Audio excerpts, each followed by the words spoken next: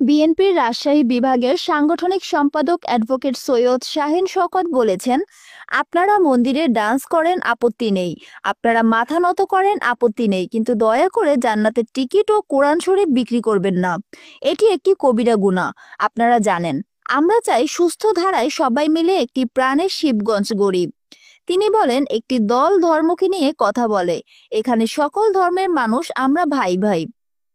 রোববার বিকেলে রাষ্ট্র কাঠামো মেরামতের বিএনপির ভারপ্রাপ্ত চেয়ারম্যান তারেক রহমানের ঘোষিত ৩১ দফা বাস্তবায়ন ও প্রচারের লক্ষ্যে চাঁপাইনবাবগঞ্জের শিবগঞ্জে বিশাল গণমিছিল শেষে সংক্ষিপ্ত পথসভায় প্রধান অতিথির বক্তব্যে তিনি এসব কথা বলেন। এর আগে উপজেলা পরিষদের সামনে থেকে এই গণমিছিল বের হয়ে গুরুত্বপূর্ণ সড়ক প্রদক্ষিণ শেষে শিবগঞ্জ মহিলা ডিগ্রি কলেজের সামনে গিয়ে পথসভা মিলিত হয়। শিবগঞ্জ পৌর ও উপজেলা বিএনপি এ কর্মসূচির আয়োজন করে। তিনি আরো বলেন, ক্ষমতায় গেলে শিবগঞ্জের যুবকদের কর্মসংস্থানের সুযোগ সৃষ্টি করা হবে। দেশের বৃহত্তম সোনা মসজিদ স্থলবন্দরকে ডিজিটালে রূপান্তর করা হবে। তিনি বলেন, দায়িত্ব পেলে শিবগঞ্জের ৪০ বছরের চেহারা পাল্টে দেবে। রপ্তানিমুখী শিল্প নগরী গড়ে তোলা হবে।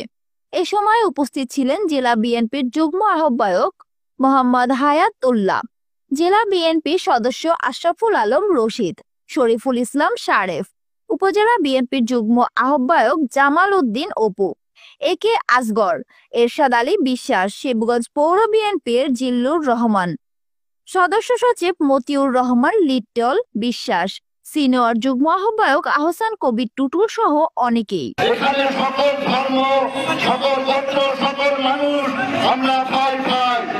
আরেকটি দল যারা ধর্মকে নিয়ে কথা বলে, আপনারা মন্দিরে গিয়ে ড্যান্স করেন আপত্তি নাই, আপনারা মন্দিরে শিলাপাত করেন আপত্তি নাই, আপনারা মাথা নত করেন আপত্তি নাই, কিন্তু দয়া করে জান্নাতের টিকিট কোরআন শরীফ বিক্রি করবেন না। এইটি মহাপাপ, এইটি কবিরা গুনাহ, আপনারা জানেন। আমরা চাই সুস্থ ধারায় একসাথে মিলে আমরা নতুন শিল্পন করি, উৎসব মুখর পরিবেশে ভোট দিয়ে যে শিল্পের নেতা হোক, সবাই মিলে একটা সুন্দর ভালোবাসার প্রাণের শিল্পন গড়ে তুলব। সবাই আমরা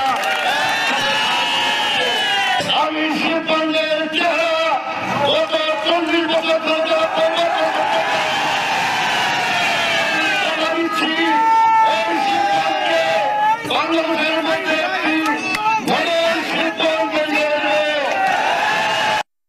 নাবিলা তাসনিম, সিএন বাংলা।